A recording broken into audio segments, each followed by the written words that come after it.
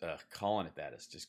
I am happy, you are happy. Let us be happy together. Whether the weather is cloudy or sunny, I will always be your funny honey bunny. I am lucky, you are lucky. Let us get lucky together. Whether the weather is cloudy or breezy, I'll be there to say, hey, come on, let's take it easy. Because isn't it nice to have the friends that you do? And isn't it nice that the sky is so blue? And isn't it nice to say I love you? Chugga chugga choo choo woo woo. I am smiling, you are smiling. Let us smile together. Whether the weather is cloudy or stormy, I will still be there in the morning. I'll be right by your side in the morning. I'll make you breakfast in the morning. I hope that you like cereal. Hooray! So, by the way, the wonderful Garfunkel and Oates. Just saying. Yeah. Did that live in studio for us. That's so neat. Remember, it was very lovely. So there's a lot of real good news. Okay, there's a lot of great news actually. Let me see. Do you know about? What do you know about EV batteries, there, Johnny? EV batteries? Not much. Yeah, electric vehicle batteries. Yeah. Oh, I know they're expensive. When I had to replace one in my Honda Hybrid, there's a couple thousand. Well, Ohio is hold on. Intel is opening a giant plant for making chips in and this, even whoops, wrong frame. I put you in the wrong thing. Hold on. I kind of love this. Here you go. In Licking County, which I mean, and that's how I traditionally test batteries, namely 9 volts during live shows. Right. I know you know that. You've done probably, it might be 50-50 because you've done so many shows in your life. How many 9-volt batteries you have tested in just life? Is this versus on stage? You know what I mean? It's probably live going, okay, this one's good. I got to put it in the pedal and get ready to go because my 9-volt adapter died or whatever. Right. So Licking County is a great place for, a chip factory. But there's a lovely $20 billion investment that's happening in Licking County, Ohio, in terms of this Intel factory, which, by the way, the money comes from the rescue package.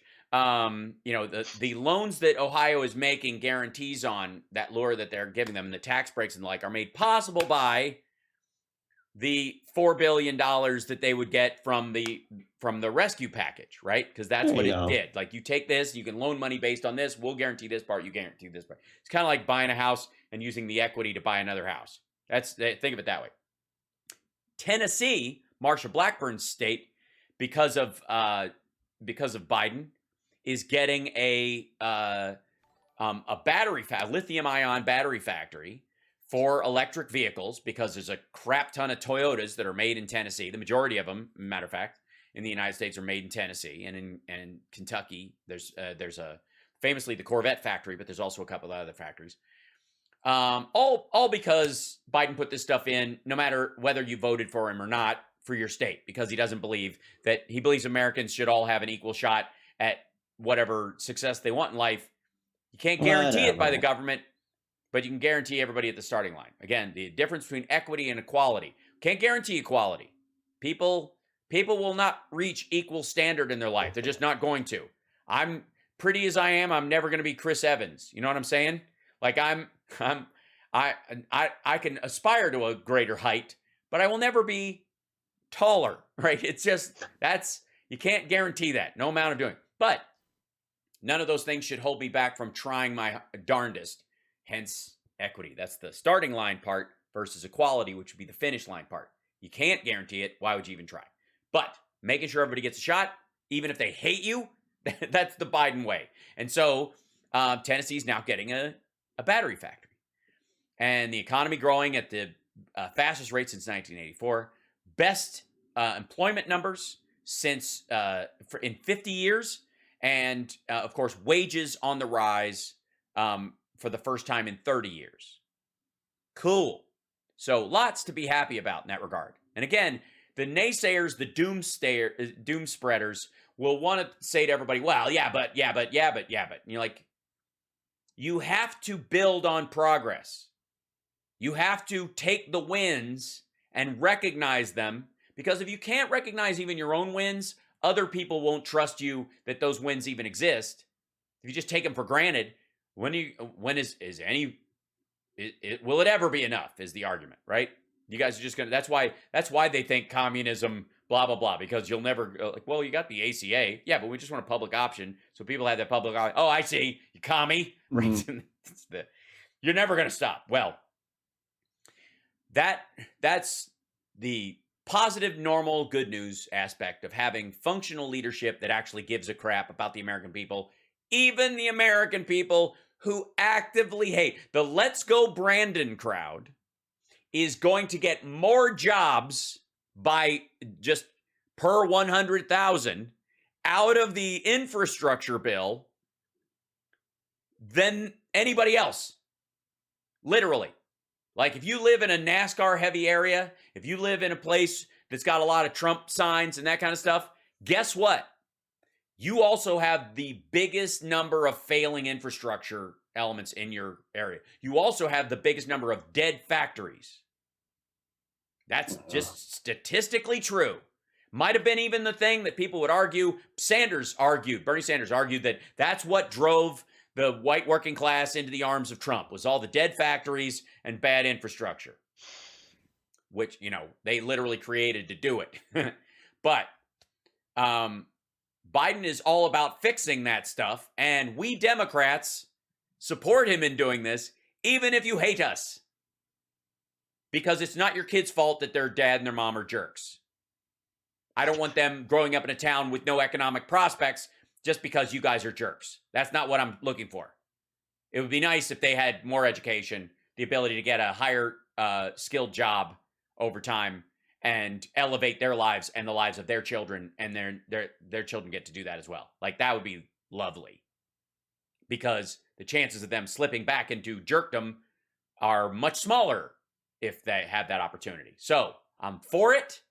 Even in areas where you'll drive through and you're like, you see that? They're all, like Rick Scott did it this week. Marsha Blackburn did it this week. People just parading all around going, look at this new factory. Look at this new, bridge project, this road project, all paid for by bills put forward by Democrats, signed by a Democratic president that the Republicans could have put forward, but never did. Could have been signed by Trump, but he never did. And they're going to go, so look what we did. All right, I know I will mock you. I will make fun of you. Yeah. But I don't want the project to go away. Right. You understand? Because it's not about you. It's not about It's who's running stolen things right valor. now. That's right. That's exactly right. It is stolen valor. Exactly. So in our happy endings, I try to stick to that kind of stuff. I try to stick to what a great win across the base. I mean, there's all kinds of, even still, the snowfall around Lake Tahoe in Northern California ended the drought in California. There's enough of it that will feed the waterways that basically, that's amazing. And it's still coming. There's snow caps on the mountains here outside of Vegas. Like, it's been one of the coldest, snowiest mountain winters we've had. That's pretty neat. Which is, yeah, it's great. And the waterways that get fed by the snow that's happening out east, as bad as it is, are the way we move things around the country. Are one of the reasons why America became the factory powerhouse it was, is because of navigable waterways. We have more of them than Russia, even though we have a third the landmass or a fifth the landmass. It's amazing, and it's why we want to keep it clean and functional and make sure the water levels don't go down by working on our part of climate change as best we can. Meanwhile, so I like talking about those things. It's all good. It's a lot of good. We also have one of the few growing demographics on Earth. Get ready, Americans. Everyone is going to be selling you stuff for the next 25 years. I'm just telling you, because they can't sell it to anybody else because they're running out of kids. Yeah. There was a huge article today about I saw it on Twitter about I want to say the Daily Mail did it, about the depopulation bomb that's happening. I'm like, what are you talking about? Depopulation bomb. First of all, it's not like kids are dying off and we're not unable to have them. It's not like children of men. There's just fewer people being made. We were headed towards a population explosion. It's normalizing. It's healthy. There's going to be a healthy volume of human beings on the planet. What a crazy notion. Remember how everybody 5 years ago was like, Jesus, we're going to, so many people. Okay, here it is. This is it. I'm going to leave you guys with this. Here's the one. I try not to do these kind of stories, but witness can confirm Matt Gaetz was told he had sex with a minor. This is from the Daily Beast, but multiple outlets are running the story. His girlfriend, on September 4th, 2017, according to his confession letter, Joel Greenberg called his friend Rep. Matt Gaetz with some bad news. A teenager both the men had paid to have sex with was underage, Greenberg claimed. Now, two sources tell the Daily Beast a cooperating witness can confirm details of that call for one damning reason. He was in Greenberg's office when the call took place. Big Joe Ellicott, the shock jock from Florida, former shock jock. I don't know. It's hard to be shocking in Florida. We talked about it on Steph's show yesterday. Greenberg's longtime best friend and an employee at the Seminole County Tax Office, where Greenberg made fake IDs, pleaded guilty to fraud and drug charges, part of cooperation agreement, and he was in the room when Greenberg told Matt Gaetz that they had sex with a minor, that they had flown to Georgia, who they also gave drugs to. Bye, Matt Gaetz. Bye. It's coming. You hear that? That's a bad noise for you, Matt Gaetz. Thank you guys for tuning in. We love you. We'll see you guys later on today. I will for the Trump rally. If you want to go to infotainmentwars.com or twitch.tv/Hal Sparks or my Facebook page, the Hal Sparks page. And I will see you guys later. Love you, Johnny Million. Love you, Chicago. Love you, Hal See you Sparks. later. I try to avoid the Schadenfreude, but there it is. Cheers. Take care of yourself and take care of somebody else.